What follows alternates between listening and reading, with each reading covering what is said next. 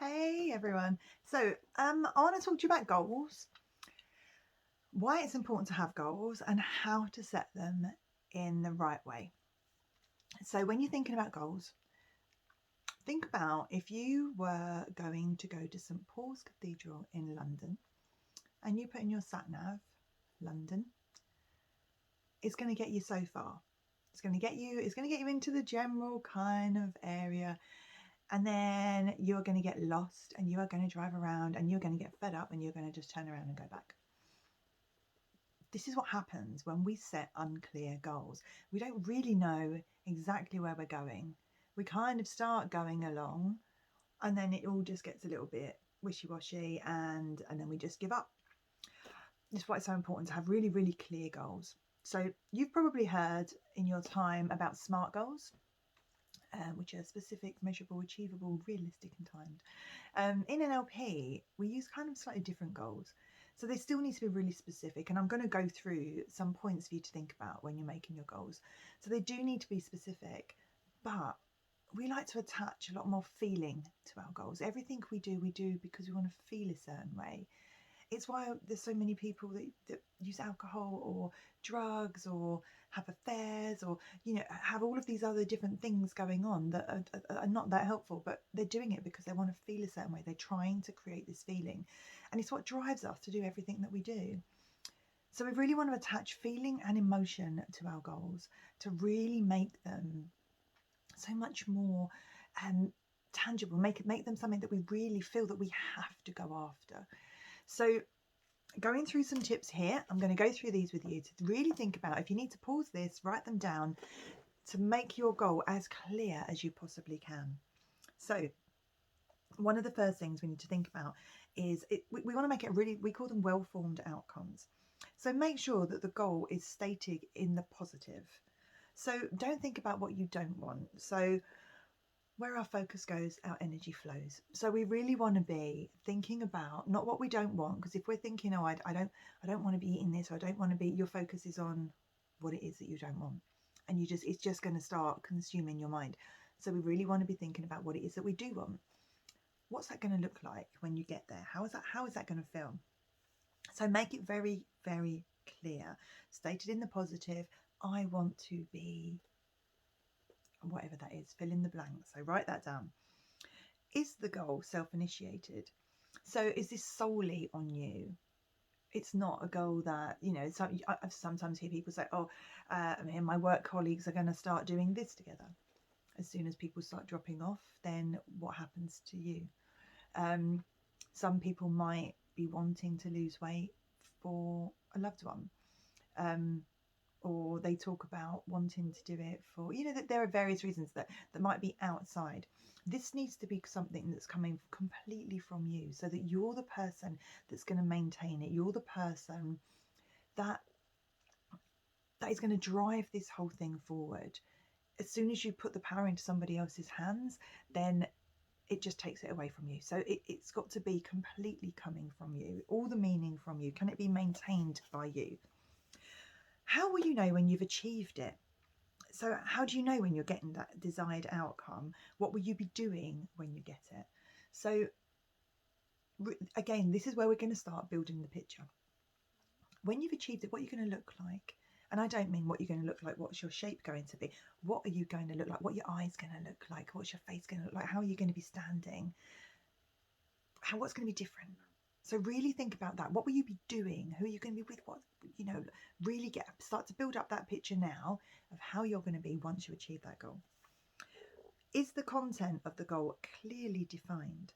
So where, when, how, with whom? So this is again is really starting to build that picture. So if you were saying, I want to feel better. So if I was saying now, I want to feel better, I want to feel stronger, I want to feel fitter.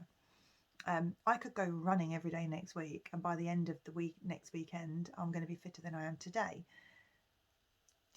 It's too vague. It's too vague. So we want this to be very specific. So we want to be thinking about what you will be like when you're there, when you're at that point of where you want to be. So this is where we're going to really build up that goal and make it so clear.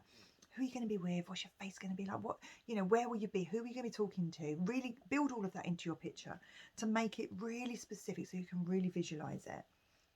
So do you have the knowledge and the tools and everything you need right now to get to that goal?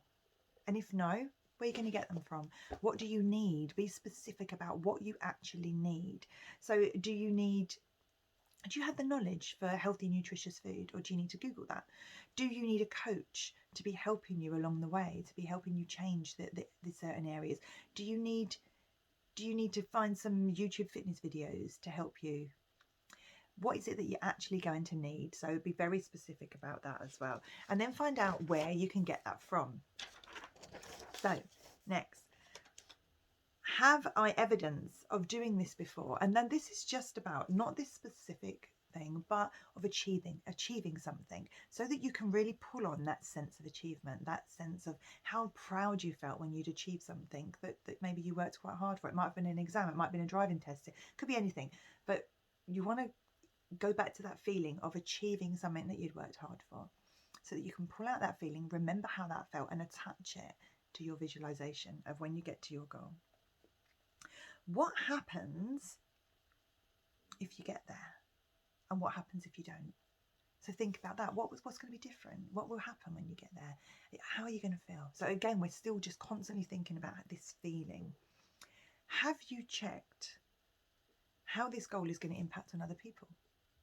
This one comes up sometimes in the course that I'm doing, in the Lasting Change Formula. We talk about how this will impact other people, because this sometimes can be where our self-sabotage comes in. So if you have concerns that your partner may become jealous, or that you're going to feel guilty that you're taking time away to do something for you and not for everybody else, sometimes our unconscious mind can start to sabotage that. So really sit and spend some time thinking about this one, and think about how it is going to impact on other people. Does the goal identify the first steps that you need to take? So what do you need to do right now to get to your goal? What is that very first step? Because sometimes that goal can seem a really long way away. So thinking about, what can I do right now to start getting me towards that goal? So one step at a time. So really thinking about, if you don't take that first step, you're never going to get to that goal. So what do you need to do right now? It may even be starting to Google some healthy, nutritious meals. It could be any of those elements. All of the things that you've written down that you're going to need to do. What do you need? What do you need? Have you got all the knowledge? Have you got all of the tools? Have you got everything you need to get started? If not, where do you get them? That could be your first step, but just take that step. So in a nutshell, know your outcome. So specify precisely what it is that you want. This is vital, being really clear exactly what you want, what you're going to look like when you get there. So take action. So unless you take that first step and then the following one and the following one, nothing will change. So just take that first step now. Developing a sensory awareness. So having the awareness to see, hear and feel what isn't working, you can then modify your behaviour. So maintain your behavioural flexibility. So if something's not working, change it. It doesn't mean, don't be that rigid in your goal that you've decided that you're going to get your goal by doing this, and that's what you need to do all the time. Be flexible. You can change it up as long as you're still moving forward. So put simply, if something's not working, do something differently, but just do something.